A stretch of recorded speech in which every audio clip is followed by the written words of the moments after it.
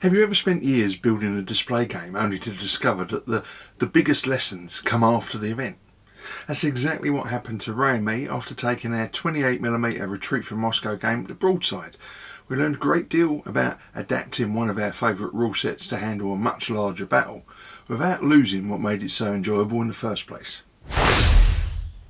So a few weeks ago, Posties Rejects were back at Broadside Wargames Show hosted by the Milton Hundreds Wargames Club. Now, Broadside has become one of those shows that sits very squarely in our calendar every year. It always has a friendly atmosphere, there's a great mix of traders and clubs, and we've made something of a tradition of putting on a participation game whenever we attend.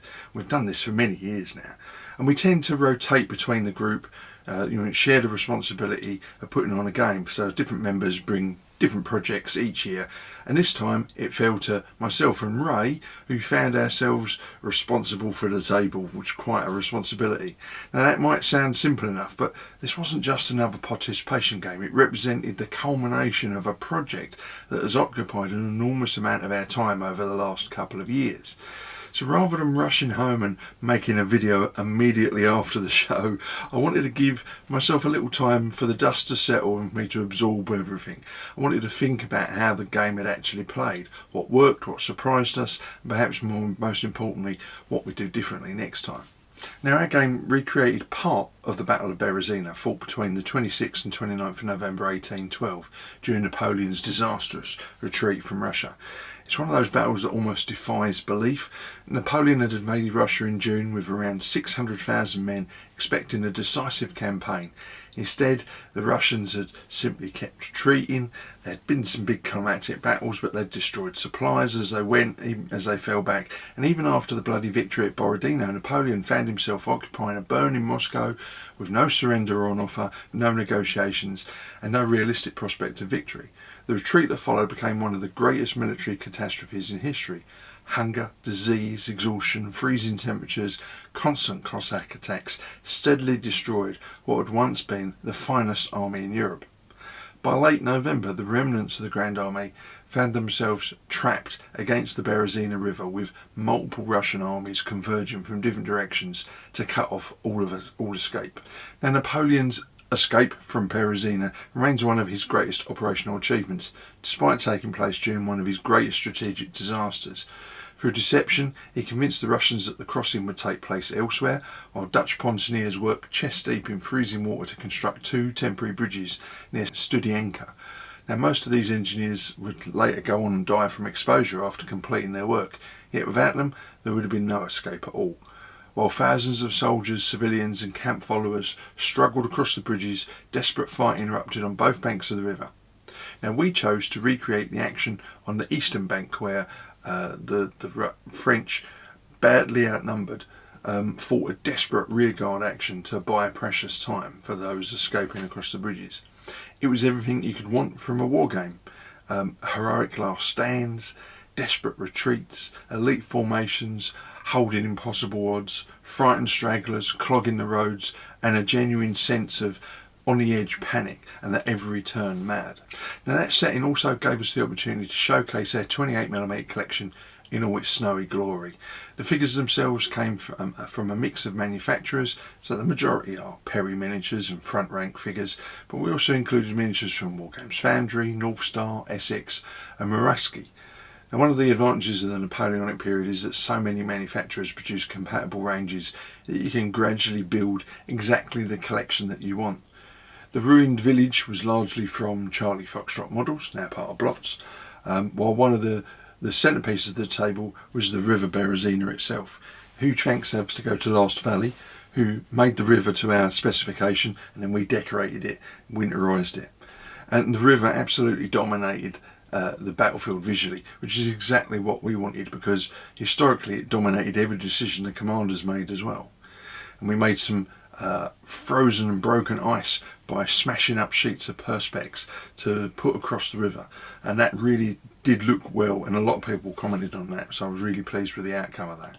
Now, of course, an attractive table only gets people to stop for a moment. It's the game itself that keeps them interested, and from the beginning we knew that this was going to represent an interesting challenge. We wanted to use sharp practice, because it's a classic Napoleonic rule set, it captures personalities brilliantly, produces memorable moments, and not always tells a story. The problem is sharp practice is fundamentally designed around smaller actions. The Berezina demanded something much larger. We wanted battalions manoeuvring together, whole brigades committing themselves to the defence, and dozens of units on the table simultaneously, but without losing the flavour that makes sharp practice feel like sharp practice. Now, before talking about our own changes, it's fair we should acknowledge that we weren't working entirely from scratch. A tip of the hat has to go to Jonas Svensson and Simon Alskans of the Kujik Tabletop Gaming Club. Their supplement, Moscow 1812 There and Back Again, provided several excellent ideas both for the campaign itself and for scaling the rules up to handle larger engagements. Like so many things in this hobby, one project builds on another. We borrowed ideas, adapted others, added a few of our own, and gradually ended up with something that suited the particular battle that we wanted to fight. Now, the biggest single change involved command and control. Normally every leader on the table has an activation card in the sharp practice deck, but once you begin fielding 30 or 40 units, that quickly becomes completely unmanageable. Instead, we only placed the higher level commanders onto the deck, so a battalion commander effectively activated all of the subordinate units under his command. In practical terms, that meant 4 or 5 units would be grouped together and move together whenever their battalion commander was drawn from the deck. Now, immediately the game flowed much more smoothly, while still retaining the uncertainty created by the card deck. It also had another pleasant side effect. Those senior commanders suddenly became genuinely important. If one was killed, you weren't simply losing an individual officer. You had to nominate one of the junior leaders to take over, exactly as the standard rules describe. But now that decision had consequences across an entire section of the battlefield. We also extended the false morale track. Now, at first glance it sounds like a very small adjustment, simply adding 2 points to the starting morale generated by the normal rules, but it had a dramatic impact on the way the battle developed. The opening turns remained relatively calm, units accumulated shock, casualties gradually mounted, and everyone could feel the pressure building, but morale losses happened relatively slowly in those early parts of the game. Then suddenly the pace picks up and everything accelerates. By the third or fourth turn, the accumulated damage begins triggering more and more rolls on the bad things happen table. Morale started falling rapidly for both sides, and the battle entered a completely different phase. Extending the morale track gave us time for that tension to develop naturally before the inevitable final collapse. And when morale finally did break, it felt decisive rather than premature. Now, of course, historical personalities deserve a few special rules because, after all, this was the Berezina. Marshal Ney earned the title Bravest of the Brave for a very good reason, so when attached to a unit he ignored the first 2 points of shock inflicted upon it. French units within 12 inches also benefited from his inspiring presence by improving their morale when rolling on the bad things happen table, reducing the result by 1 and often softening the consequences. On the Russian side, Cossacks became genuinely terrifying to broken formations through the Cossack terror rule, inflicting additional shock during charges. Meanwhile, Jean-Baptiste Eblé, arguably one of the true heroes of the campaign, received his own engineer specialist abilities. His presence allowed bridges to be repaired twice as quickly, and once during the game he can completely negate any artillery damage to the bridges caused during that turn. Those abilities weren't simply game mechanics, they reflected the extraordinary historical contribution that these particular men made during the real battle. Perhaps my favourite addition involved the stragglers. We placed 4 separate straggler formations on the table representing the shattered remnants of the Grand Army, trying desperately to reach the bridges. They were treated as permanent broken troops. Any enemy making contact would simply destroy them, like any other broken unit. They moved automatically whenever Ney activated, shuffling steadily towards the safety of the bridges, while formed units pushed through them, caused stragglers to surge forward in more panic. More importantly, when those exhausted and starving men drifted through friendly formations, they inflicted shock on the troops they passed. Now, I really like that little touch because it captured something that I thought was really difficult to represent with ordinary combat rules. Imagine standing in line in a formed unit waiting for the Russians to attack, while wave after wave of your frostbitten, starving colleagues stumble through your ranks looking more like ghosts than soldiers. That would affect anyone's morale, so that rule, I felt, really reflected that. So how did it all work? Well, overall, remarkably well. There are inevitable compromises when scaling up any rule set. Bigger armies naturally mean longer turns, and what might normally be a 2-hour sharp practice game comfortably became a 5 or 6 hour event. Now for us that's perfectly acceptable, because these are exactly the sort of games our group enjoys playing. You know, we will meet on a Saturday and play, or on a Sunday, and play all day. Now the slower pace also suited the narrative. The opening stages allowed everyone to settle into position before the pressure gradually mounted. Once the shock began accumulating and morale started dropping, the whole battle developed a wonderful sense of momentum. Both sides could see disaster approaching, but neither could stop it. Every activation suddenly mattered, every point of shock mattered, every morale roll mattered.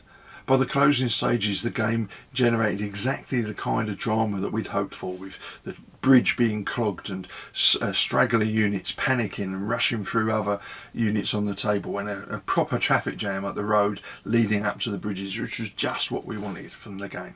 Now perhaps the greatest reward, however, came at the end of the show. Anyone who's ever organised a participation game knows that the sheer amount of work involved: painting hundreds of miniatures, constructing terrain, researching the history, modifying rules, transporting everything safely, and then spending the entire day talking to visitors. Now this represents an enormous investment in time, and you know, it's lovely, it's part of the hobby, it's why we do it. But of course it makes recognition from fellow hobbyists especially meaningful.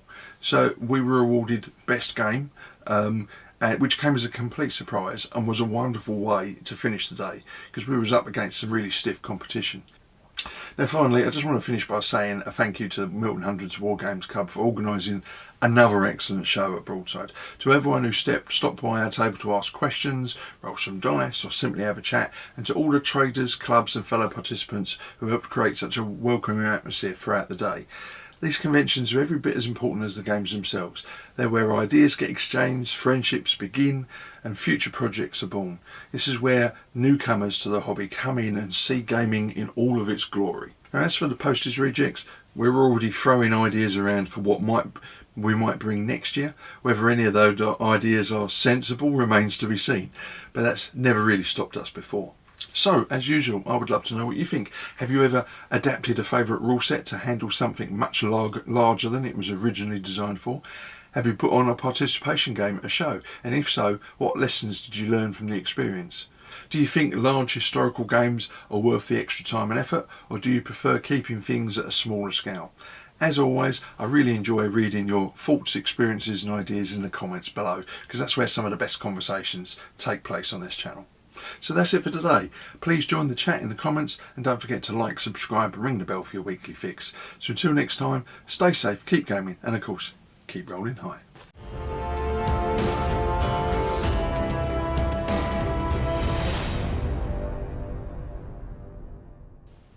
Dutch Pontoneers worked chest deep in freezing water to construct 2 temporary bridges near Studien. Come on Lee, get your act together.